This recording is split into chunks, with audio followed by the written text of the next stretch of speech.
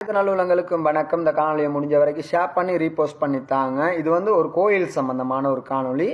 இலங்கை பதுளை மாவட்டம் அபுதலை பிரதேசம் இகல்கஸ்தன அப்படிங்கிற ஒரு ஊரில் கதிர்வேலாயுத சுவாமி ஆலய புனர் நிர்மாண வேலைகள் கடந்த 2010ஆம் ஆண்டு தொடக்கம் 15 வருட காலமாக இன்று வரையும் அந்த வேலை தொடர்ந்த வண்ணமே இருக்கிறது.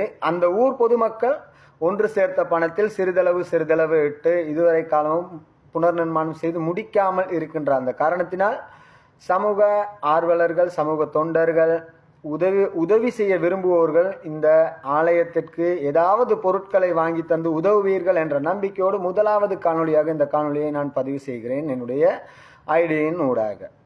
சமூக வலைத்தளங்களில் இந்த காணொலியை பதிவேற்றம் செய்து அதனூடாக பெறப்படுகின்ற நிதியை சேகரித்து அந்த ஆலய நிர்மாண பணிகளை மேற்கொள்வதாக அந்த ஊர் நிர்வாகம் கேட்டுக்கொண்டிருக்கிறது.